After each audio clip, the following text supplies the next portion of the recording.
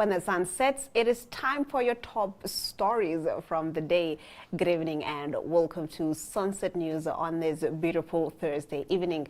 As usual, we bring you news, community stories, economics, weather, sports, and so much more. I am Glenora Shipura. Starting us off in the news tonight, the government rejects Kashavivi's bid to buy Swakopmund State. The government has rejected former National Assembly Speaker Professor Peter Kashavivi's request to purchase a state-owned property in Swakopmund, ruling that he does not qualify to acquire the property under the government's property alienation policy. Works and Transport Minister Veiko Nekunti confirmed the decision to Network Media Hub on Thursday, saying his ministry had declined Kashavivi's application to purchase the coastal property. Documents seen by NMH show that Nekunti formally informed Kashavivi of the decision on the 16th of July after Prime Minister Elijah Ngurare intervened and asked the Works Ministry to urgently consider and take appropriate action on the former speaker's request. In its rejection, Nekunti said government houses may only be sold under the alienation policy to sitting tenants, where the properties form part of a designated pool houses. In a letter to Nekunti dated the 17th of July 2026, Kashavivi questioned the circumstances surrounding the rejection, claiming the house was abandoned and severely dilapidated when he first sought to purchase it, but was subsequently renovated and apparently occupied while his application remained unresolved. His response to Nekunti was sent a day after receiving the rejection. The property, situated on Irv 525 along Tobias Heinyeko Street near the Swakopmund Lighthouse, is one of the older government properties in the coastal town. In our next story, Chinatown street vendors left in limbo. Social activist Michael Amushelelo and Sean Hariseb this morning met with street vendors in Chinatown who will march to the City of Windhoek head office, where they will meet with the mayor to discuss their situation with the lack of land for them to operate from. Let's have a look. Good morning, everyone. Good morning. Morokeni. Moro. Gapi. Nawa. Wanengapi. Tawawa. Wavuka. Andi. Madiza. Madigorami. Wapenduka. Wapenduka nawa. Arikanambo evandu vanje. Okay. So this is just a quick update. So last night at around 9 o'clock, the city police was delegated to go deliver this letter to our protest leader. Where is Mr. Renault? So you can confirm what time did they deliver this letter to you? In the evening. So that is how hard they are working, finally. That they are also delivering letters at 9 o'clock. So the mayor has agreed to meet us at 1 o'clock this afternoon. So what's going to happen is we are all going to peacefully march to the offices of City of Windhoek. Then we are going to be there waiting until 1 o'clock. Then 1 o'clock, your delegation will go into the meeting to meet with the mayor. Then your delegation, after meeting with the mayor, will then come and brief you in terms of the outcome of what was discussed and what is the solution going forward. Based on that discussion, we can then decide if the outcome is not in our favor, what other legal avenues can we explore in order to find a lasting solution to this particular issue that we have here. Do you all understand what I just said? Are we in accordance with what is going to happen? So we are all going to march nicely to the offices of City of Windhoek. In our next story, $8 million owed to farmers under the drought relief program. Midco says around $8 million owed to farmers under the drought relief program is now being processed after administrative reconciliation issues were resolved.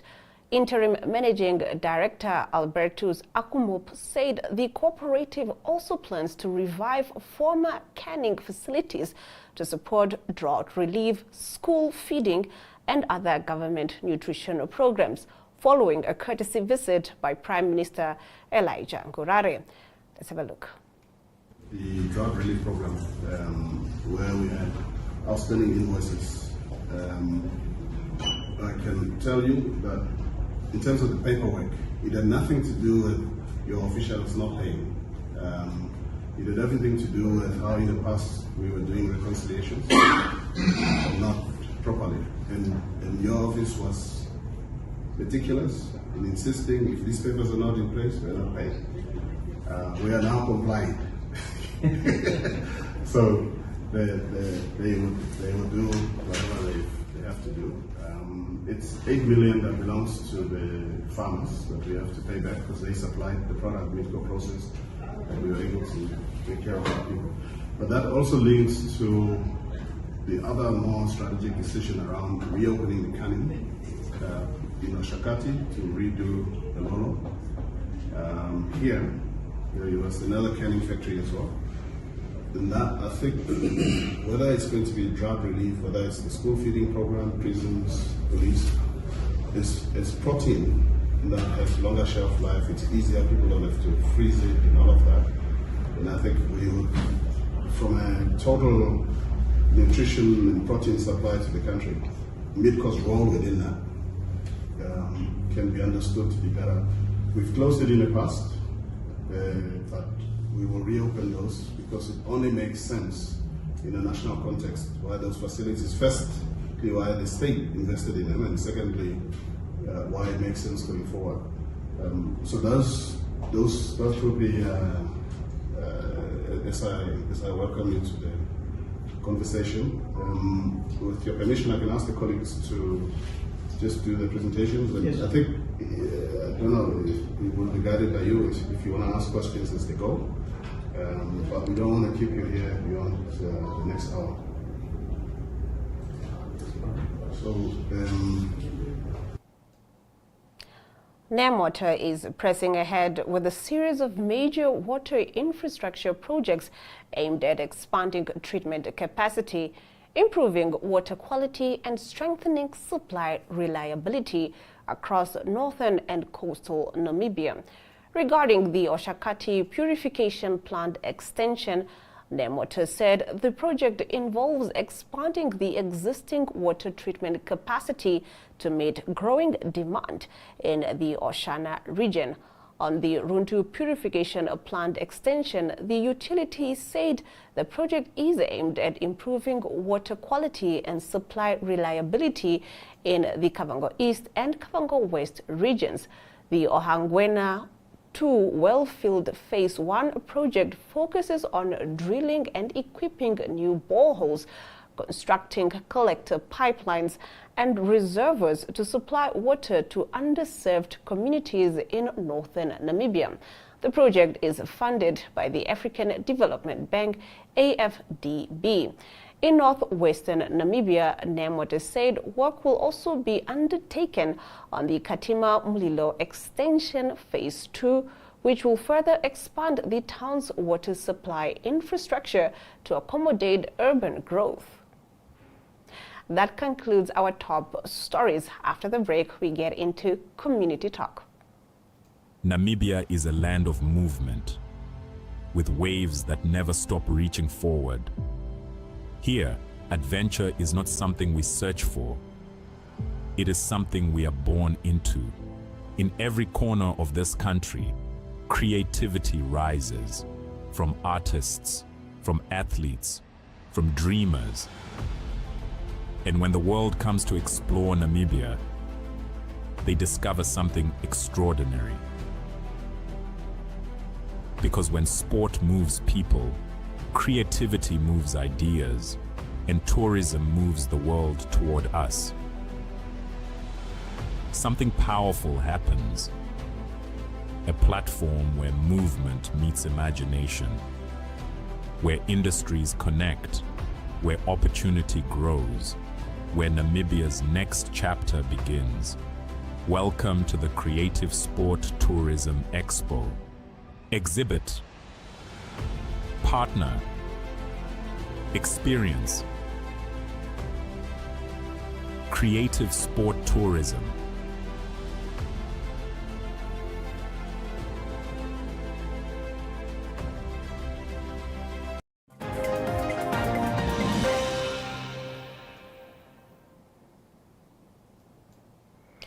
Nemoto says rising water demand in Namibia's coastal regions, particularly from the mining-intensive Erongo region, contributed to increased costs that weighed on the utility's financial performance during the 2024-2025 financial year.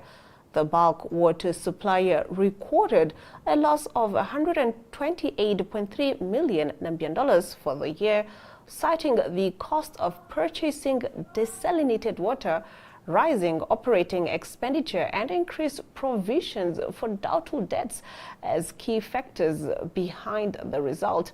Nemoto reported strong revenue growth during the period, supported by increased water supply to mining operations in Erongo and institutional customers in Northwest region. Revenue increased 2.22 billion Namibian dollars compared with 2.11 billion Namibian dollars in the previous year. However, profitability was affected by higher input costs, particularly the purchase of desalinated water supplied to coastal customers. Nemoto spent 693.9 million Namibian dollars on the purchase of desalinated water during the year, up from 603.7 million Namibian dollars in 2024.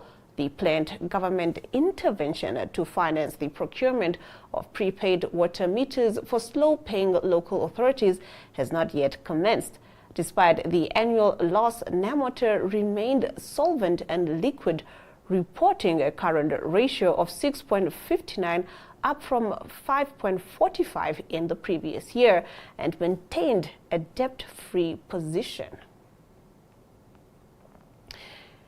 In our next story, for many coastal residents, dogs are more than pets. They are companions on beach walks, hiking trails, and everyday adventures.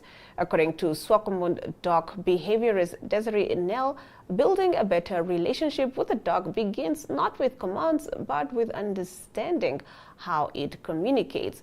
As the founder of Doggy School Swakopmund and chairperson of Swakopmund, Nell spends her day helping owners see the subtle signals their dogs use long before they bark or react.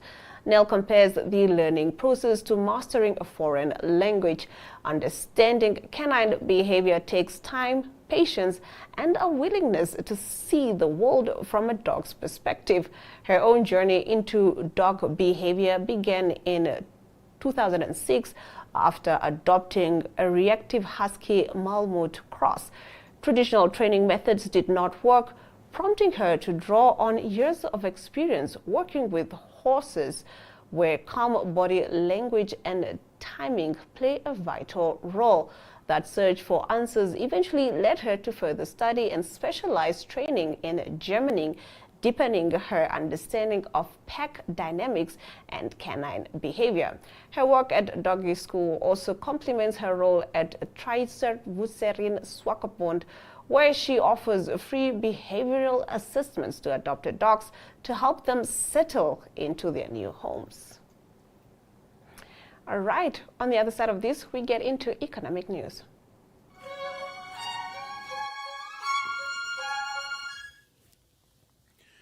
From the heart of the continent to its farthest horizons, Africa awakens with stories that shape our world. This is Africa Good Morning, your window into the pulse of a dynamic continent. I'm Ashwin Berry, here to deliver the latest news, sharp insights, and the vibrant spirit of Africa. Every weekday, we dive into the headlines, uncover untold stories, and spotlight the people driving change. Plus, stay ahead with daily weather forecasts and economic updates to navigate your week with confidence. With direct coverage from our correspondents on the ground, we bring you in-depth access to Africa's beating heart. Mondays, Mike Situla reports from Zambia. Africa, good morning. Tuesdays, Talent Gore covers Zimbabwe. Africa. Wednesdays, Rorisang Mohojwe brings Botswana's news. Dumela, Rorisang. Thank you very much, Ashwin, for having me right here on Africa. Good morning. It is always a pleasure to be here with you all. Thursdays, Ari Hogat tackles South Africa.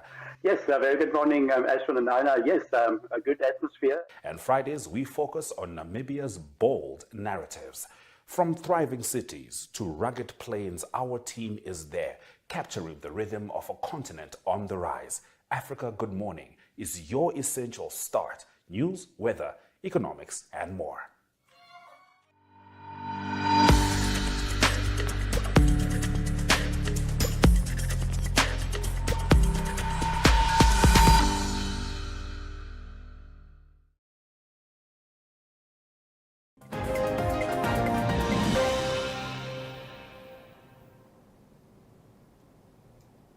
In economic news, well, giants told to play by Namibia's rules.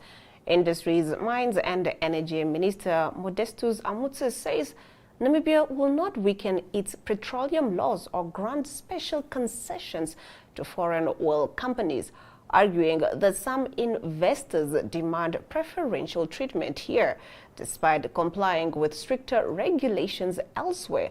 Speaking during an interview on The Agenda, Amutse said negotiations with some petroleum companies became difficult when they seek concessions that fall outside Namibia's legal framework. The minister said it was notable that some companies which readily comply with far stricter regulatory regimes elsewhere expect Namibia to relax its standards. He said Namibia would not lower its standards simply because it is an emerging oil producer. Amutse said the government has a constitutional obligation to ensure the country's natural resources benefit both current and future generations. According to the minister, some companies accept those legal conditions when applying for licenses, but seek different terms once projects advance towards final investment decisions, FIDs. That concludes our economic news. We now take a look at the financial indicators. The Namibian dollar trades against the British pound at 21.91, against the euro at 18.70, against the US dollar at 16.39. 2 Namibian dollars and 42 cents gets you 1 Chinese yuan. On the commodities market, gold, copper, and platinum went down, while Brent crude oil went up, trading at 5.60%, going for $101.16 per barrel. On the other side of this, we get into your international news. Namibia is a land of movement, with waves that never stop reaching forward. Here, adventure is not something we search for. It is something we are born into.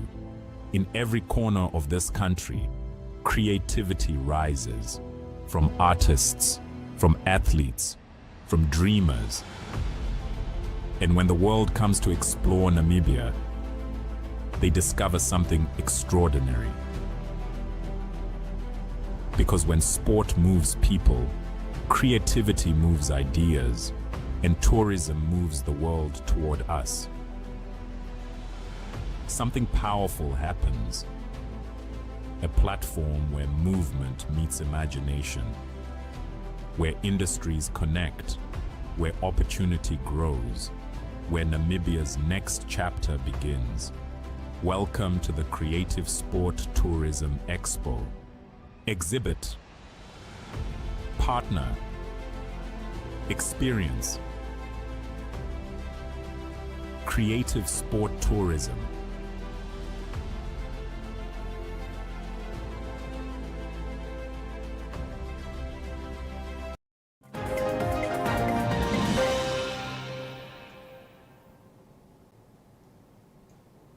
In international news, rebuilding Gaza to cost $71 billion must include Palestinians. Rebuilding Gaza will cost 7 times more than all previous rebuilding efforts in Gaza combined in the last 2 decades, according to a new joint Oxfam report. The devastation from more than 2 years of war has killed at least 73,000 Palestinians, injured 173,000 and displaced 1.9 million. It has left the Gaza Strip needing an estimated $71.4 billion to recover. According to the UN-EU World Bank Rapid Damage and Needs Assessment released in April, human development has been set back by 77 years, according to the new report by Oxfam. The Palestine Economic Policy Research Institute and the Palestine Trade Center, which asserts that the rebuilding of Gaza cannot move forward without direct Palestinian involvement. In April, the Gaza Rapid Damage and Needs Assessment estimated it will cost more than $71.4 billion over the next 10 years for recovery and reconstruction of the Gaza Strip. That concludes international news. Up next, your weather predictions for tomorrow.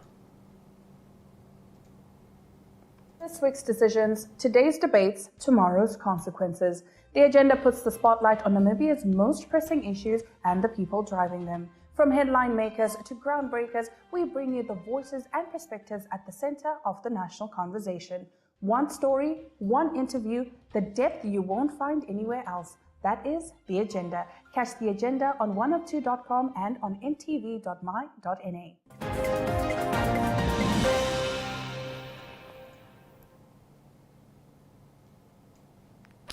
Let's take a look at the weather predictions for tomorrow. The capital city can expect a minimum of 8 degrees Celsius and a maximum of 25 degrees Celsius with sunny weather conditions, while Hobabis can expect a minimum of 9 and a maximum of 25 degrees Celsius, also with sunny weather conditions. Hendy's Bay can expect a minimum of 11 and a maximum of 26 degrees Celsius, while Marienthal can expect a minimum of 9 and a maximum of 22 degrees Celsius with sunny weather conditions.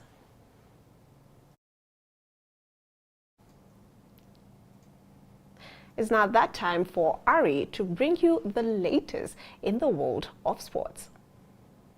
Good day everyone, time for international sports news, starting off with cycling news first. The Tour de France that continues, and it will be the last stage this coming Sunday in Paris. It was stage 17, the latest stage. It was a Belgium's Jasper Philipsen that won the sprint, and in second position it was Maru Schmid of Switzerland. In the general classifications, it is still Tadej Pogačar that is leading, and he's still 4 minutes 32 seconds ahead of second place Remco Evenepoel. Continuing international sports news with soccer news, that is from the English Premier League that will start on the 21st of August. Still clubs trying to sign new players. News from Liverpool is that they're trying to get the signature of Bradley Barcola. He is from Paris Saint-Germain. He did well for France in the Soccer World Cup in America as well. And it is not confirmed yet if he will move to Liverpool. It is also Arsenal and Bayern Munich that is trying to get the signature of Barcola. Earlier, it was 2 clubs that spent lots of money on 2 young midfielders of England that played well in the World Cup in America. It is firstly, it was Manchester City that paid €116 million. That is for 23-year-old Elliot Anderson, and he was signed over from Nottingham Forest. And then also it was Chelsea that announced that they paid €117 million. That is for Morgan Rogers. He's also 23 years old. Both these players were in the midfield for England in the World Cup in America. The first game on the 21st of August of the English Premier League will be defending champions Arsenal that will play against Coventry. Closing off today's international sports news, it is tennis news, and it is Spanish tennis star Carlos Alcaraz that indicated that he will not play in the Canadian Open that will start on the 2nd of August. He was entered to play in the tournament. He's been injured for 3 months, and he missed the French Open and also missed Wimbledon because of a wrist injury. But he again had to withdraw from the Canadian Open. He's not ready yet to play in the tournament. There is still hope that he can play in the US Open later this year. He's the defending champion in this men's singles division. That's international sports news for today. Hope you have a great sport day. We'll talk international sport again tomorrow. Goodbye. And with that, we've come to the end of the broadcast. Thank you for tuning in and catching up on the latest news with Sunset News. From me, Glenara Shipura, I'll see you next week, same time, same place.